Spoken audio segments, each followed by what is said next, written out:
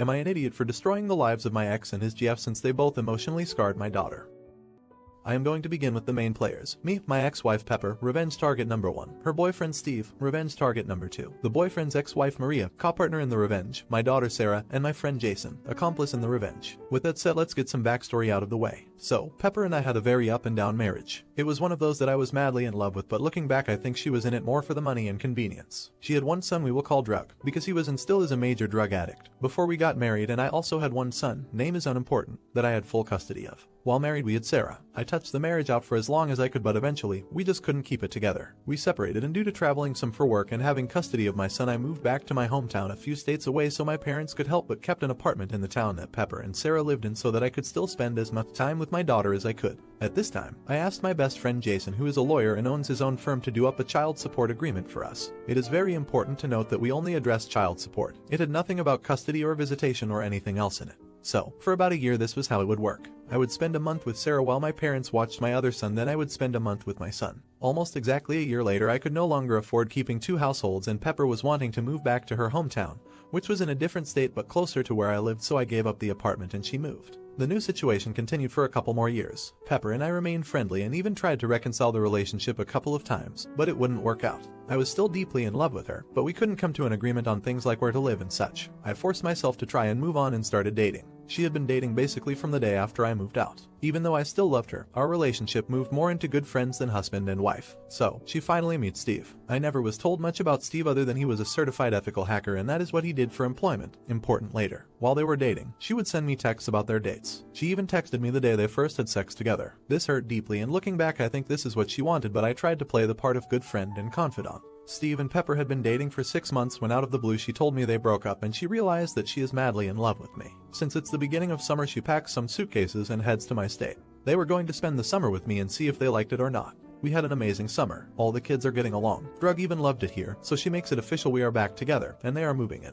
We went and registered my daughter for school. We even were able to get her on a Pee-wee cheerleading team for the summer. She made several friends and loved being here. There was only one problem. Pepper still had an apartment that had all her furniture and stuff in it. I offered to go up with my truck and help load everything, but she insisted that her and Drug can get it done. So off they go to pack up and then head to their new home. As you can guess, things didn't go as planned. She was home for about 3 days when she informed me that under no circumstance will she move, and that she and Steve are in love and are moving in with each other. To say I was destroyed was an understatement. I couldn't understand why she had done it. The worst part was she left it to me to tell Sarah the bad news. When I told her, the devastated look on her face started turning my feelings of hurt into feelings of anger. Then Sarah broke down and started begging to stay with me and started spilling the beans. She told me things about how her mom would leave with Steve for days and leave Drug in charge. She had to learn how to cook for herself at 8 because Drugs would spend the money on drugs and spend the whole time high. If Drug wasn't left in charge, Pepper would use her multiple convicted felon niece to watch her. She also told me about the first time that she had met Steve. He came to their house, basically said hello, and him and her mom disappeared into the bedroom and started having loud sex. Sarah was outside the door bawling and they just ignored and continued.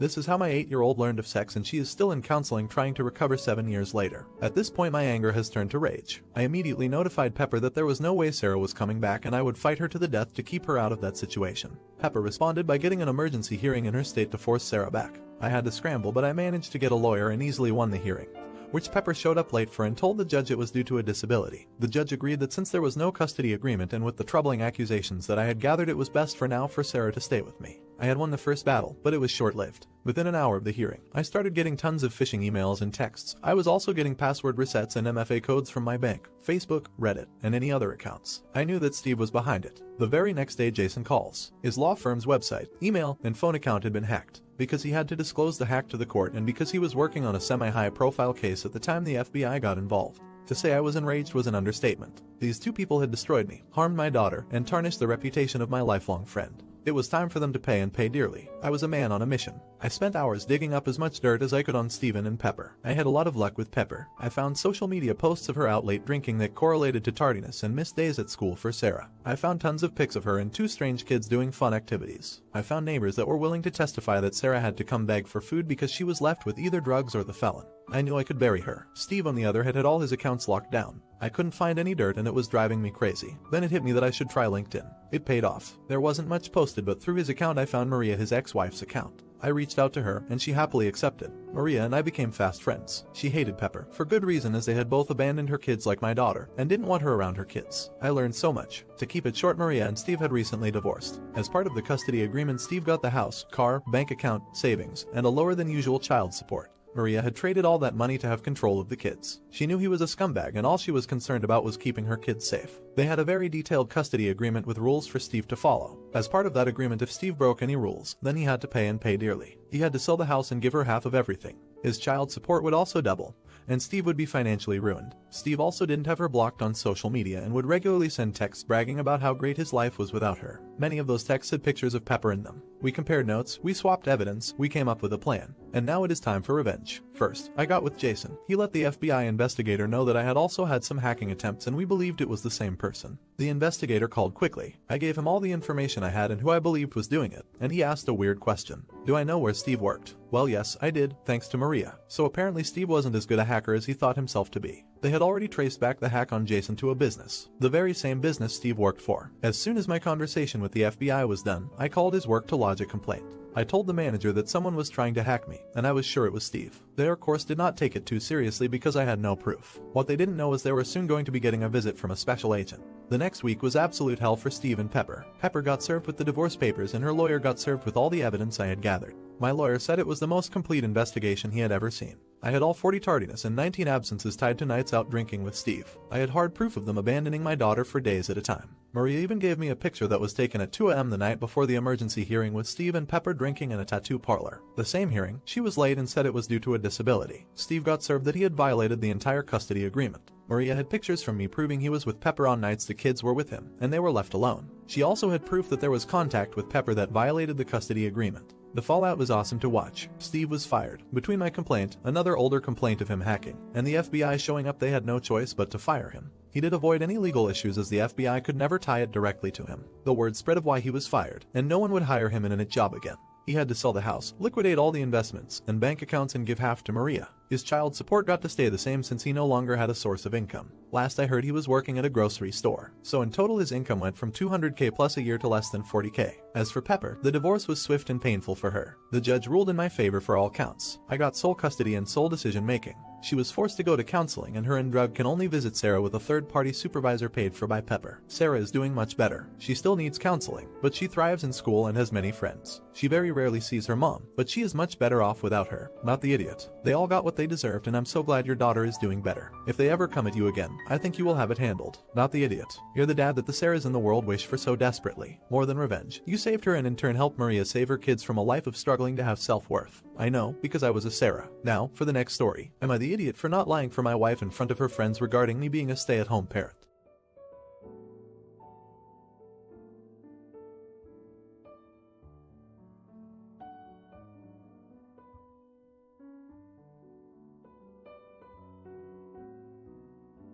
When my wife and I decided to start a family, she expressed she wanted to be a stay-at-home mom, so we made a plan and set everything up so that she could stay home during the early years. We had our first kid, but she didn't do too well being the stay-home and had a hard time with it. We still wanted our kids to have a parent at home with them, so we swapped out since her salary was close to mine. 2 kids later, I'm still the stay-at-home dad working reduced hours remotely. For me personally, it's easier than any job I've had in the past, even the manual labor one, but I recognize that that's just my personal experience. We've touched base on the issue a few times to make sure there's no resentment, guilt, or discomfort on either of our parts. One of her friends from her work invited us and other couples over for dinner. While there, the other couples were talking about childcare in general, and some of the women started sharing their experiences of when they were home. My wife was talking about how she had disliked it and mentioned our arrangement when one of the women said to me, "Oh, I know you're just itching to get back to having it easy." I responded that I already have it easy and that for me, being a stay-at-home dad was a cakewalk compared to my office job. I didn't see the point in agreeing with something that just isn't true for me. On the way home, my wife asked why couldn't I have just agreed with the question and played along. I asked her if she felt bad or guilty that she had a hard time with it, and she said no. So I told her to just forget about it then, because there's no reason for me to lie to make a bunch of other people feel better so long as it's fine between us. When she got home from work yesterday, she had some attitude asking me if I had another easy peasy day,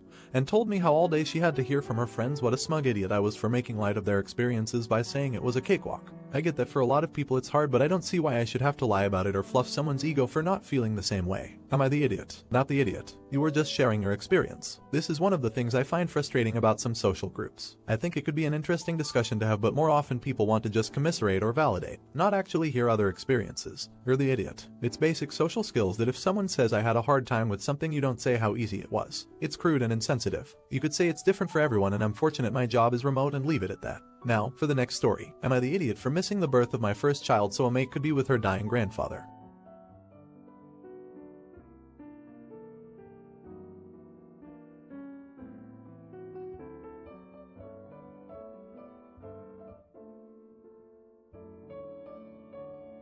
This is a horrible situation and I need to know if my wife is justified. My wife gave birth to our first baby 3 days ago. We've had a rough few years with 2 miscarriages and a stillbirth at 37 weeks. So my wife was terrified this whole pregnancy. I am a firefighter and was on duty when my wife went into labor. Her doctor said that it would likely be a while, so I decided to stay at the base for a little longer because it is about mayhem and we're never enough people anyway. Then one of my mates gets a call that her grandfather had a heart attack and will probably not make it. Obviously she was devastated. Things got really hectic. We got called out to another fire and our captain said one of us could go but not both. I told my colleague not to worry. She should go and spend time with her grandfather since it will be her last chance. So I had to go out and miss the birth of my child. I got there 2 hours after my girl was born. I felt horrible and apologized profusely to my wife, but she just yelled at me, said I let her down in the scariest moment of her life, and then told me to leave. So I left and waited in the hallway. It's been 3 days and she refuses to say anything apart from the bare minimum related to the baby. They can leave tomorrow and she's informed me that she was going to stay with her sister who recently had a baby too until she knows what to do about our relationship or what's left of it. I understand that it must have been scary for her, but my reasoning is that only one of us could leave and I will have a whole life to be with my child, whereas my mate only had a few hours with her loved one left. Update. Many of you said how it wasn't about being there for the baby but that I should have been there for my wife. You were absolutely right. I acknowledged my mistakes and apologized to my wife. I suggested we get therapy and she agreed. We're all back home together now and have been for a while. Things are good for us and we're happy with our little family. For those of you who suspected that I cheated with my workmate, you were wrong. I may have been an arsehole in how I dealt with my wife giving birth, but I would never cheat. I love my wife very much and I'm happy she's given me another chance and intend on being the best husband and dad that my family could wish for.